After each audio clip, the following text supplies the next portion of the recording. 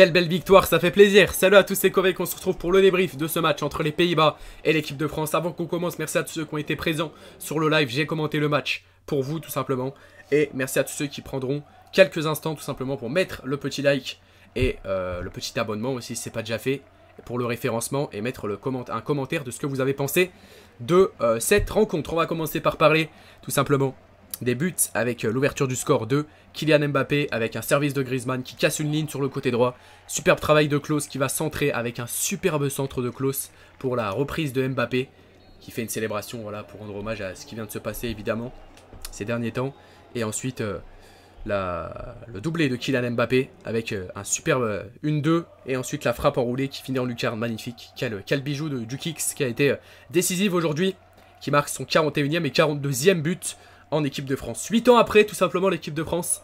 Enfin, 8 ans après. On avait gagné contre les Pays-Bas déjà, mais les Pays-Bas n'avaient plus perdu depuis 8 ans chez eux.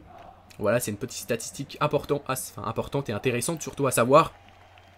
Mbappé a été décisif, Klose a été monstrueux défensivement. Dans ses centres, il a toujours été magnifique pour son retour en équipe de France. Il a été remplacé par Malo Gusto, que j'ai trouvé un petit peu moins bon que Klose. Des ballons qui passaient dans le dos, etc. Mais bon, c'est sa première titularisation, on peut pas trop lui en vouloir à Malo Gusto. On va aller voir évidemment les statistiques. La France est qualifiée, on rappelle. La France fait pour l'instant un perfect. On verra comment ça va se passer pour la suite. Mais pour l'instant, la France, c'est 6 matchs, 6 gagnés. Pour l'instant, pour l'équipe de France qui va donc se déplacer, accueillir Gibraltar à Nice. Et donc se déplacer en Grèce pour les 2 derniers matchs qui vont avoir lieu. On va aller voir les statistiques. Du coup, les statistiques, je vais vous les montrer tout de suite, enfin je vais vous les dire tout de suite, avec 45% de possession pour les Pays-Bas, 55% pour l'équipe de France, 9 tirs pour les Pays-Bas, 15 tirs pour l'équipe de France, 3 tirs cadrés pour les Pays-Bas et 7 tirs cadrés pour l'équipe de France. L'équipe de France a dominé de fond en comble, j'ai envie de dire, ce match. Il y a eu quelques occasions pour les Pays-Bas, bon les de fond en comble peut-être que j'abuse un peu.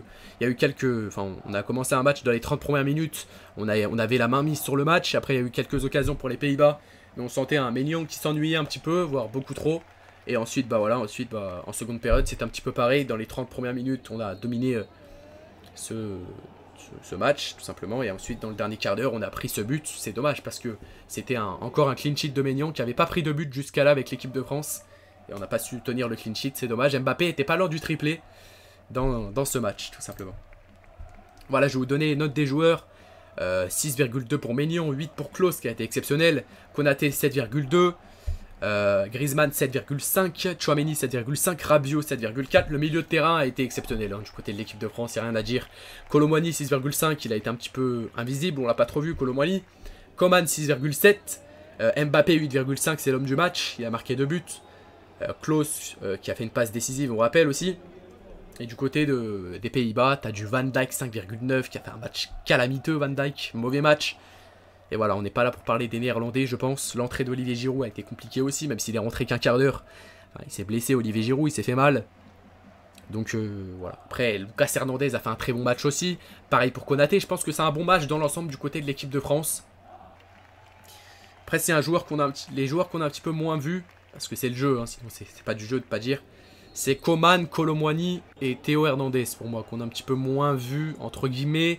Après, tous les joueurs ont fait un bon match dans l'ensemble, mais les 3 joueurs qu'on a le moins vus, je veux pas dire Hernandez, je vais dire Kolo Muani et Coman pour moi.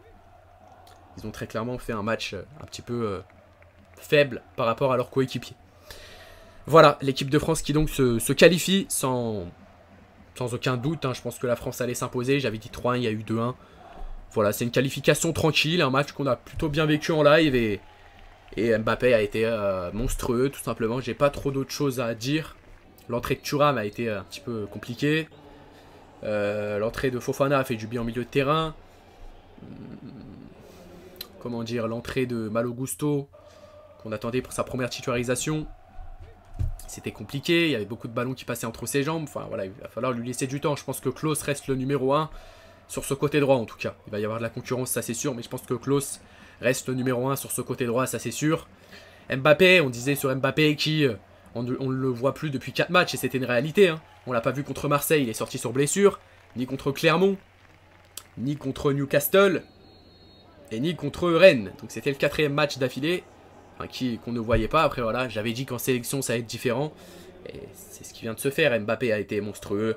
dans ce match. Il a fait souffrir cette défense des Pays-Bas comme pas possible. Et tant mieux pour l'équipe de France de toute façon que Mbappé est revenu en forme aujourd'hui. Et il devient donc le seul quatrième meilleur buteur de l'équipe de France. Avec donc 42 buts. Et il est déjà à 12 buts d'Olivier Giroud. 42 pour Mbappé et 54 pour Olivier Giroud. Il a 24 ans. Imaginez-vous comment c'est monstrueux. Je ne sais pas si vous imaginez. Il a 24 ans. Il est déjà à 12 buts de devenir le meilleur buteur de l'histoire de l'équipe de France. En tout cas d'égaliser le record d'Olivier Giroud. C'est tout simplement monstrueux. Monstrueux, bravo Kylian et bravo toute l'équipe de France. Vous nous avez fait plaisir, même s'il y a eu quelques ballons qui ont été un petit peu laissés dans le dos. Il va falloir faire attention, parce que voilà, on est qualifié certes à l'Euro, mais à l'Euro ça sera différent. Ça sera pas des matchs qu'il faudra prendre à la légère. Et j'espère que on va être attentif pour les prochains matchs. C'était Kovek, je vous laisse sur cette fin, j'ai pas trop d'autres choses à dire. N'hésitez pas à me dire ce que vous avez pensé de ce match. Et moi, je vous laisse sur cette fin et bonne soirée à tous. Ciao ciao, allez les bleus, ciao ciao.